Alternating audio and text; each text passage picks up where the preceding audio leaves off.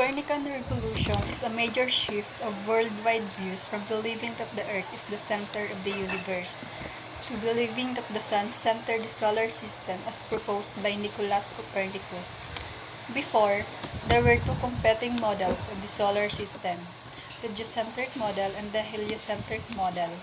Until the 17th century, the accepted system for explaining the universe was the Ptolemaic or geocentric model. From the days of ancient Greece, Earth was considered the center of the solar system, with unknown other planets revolving around it.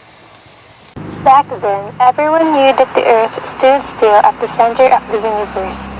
But there were problems with this model. Although the stars move smoothly through the heavens along fixed circular orbits, the planets do not. They wander among the other stars with varying speed, causing their orbits wobble, and they occasionally reverse their direction of travel. At that time, it was believed that planetary motion must be based on circles, because according to Plato, heavenly bodies display perfect motion, and the perfect motion is the circular motion. So, how could the planet's wandering movements be explained in terms of circles? The best solution astronomers could come up with was to propose a system of epicycles. However, as more accurate data were collected, it became apparent that simple epicycles could not account for all the irregularities in the planetary motions. So, medieval astronomers proposed more complex epicycles, then oscillations, until the concept of planetary movements under geocentric theory became very complex. For many years, people believed this theory as a fact. It was not challenged until Nicholas Copernicus entered the scene and published The Revolution of the Heavenly Spheres in 1543. In this manuscript, he proposed a heliocentric model with the Sun at the center of the known universe, in place of the geocentric model. He suggested that the reason the stars appeared to orbit the Earth was that the Earth itself was moving, rotating on its own axis once every 24 hours, and the apparent movement of the heavens was an illusion, caused by the movement of the observer. Copernicus went on to argue that the wandering motion of the planets could be explained if they were orbiting the Sun rather than the Earth. This led to the theory that the Earth was itself just another planet also in orbit around the Sun. This theory was not entirely Copernicus' thinking. The Greek philosopher Aristarchus had advanced the idea that the Earth and the other planets move around the Sun in 270 BC. However, only a few know of his theory.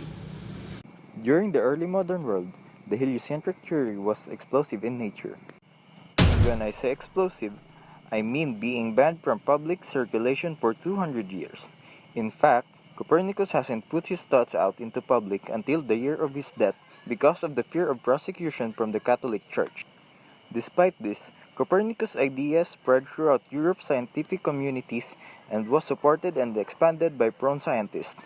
These scientists were Tycho Brahe, Johannes Kepler, Galileo Galilei, and Isaac Newton. Tycho Brahe found a compromise between the old and new models with his geoheliocentric model, where the Sun orbited the Earth and the planets orbited the Sun.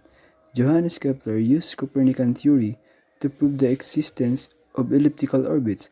Using his own telescope, Galileo Galilei's observations of Venus and Jupiter moons provided further evidence for planets revolving around the Sun and not the Earth. Isaac Newton used Kepler's laws of planetary motion to explain the existence of gravity, which is one of the three famous laws of motion outlined in his book, Mathematical Principles of Natural Philosophy. This book is viewed as the transition between the Copernican revolution and the scientific revolution that formed the crux of modern science. The shift from the geocentric theory to heliocentric theory of the cosmos marked the start of a broader scientific revolution that set the foundation of modern science and allowed science to flourish as an autonomous discipline within its own right.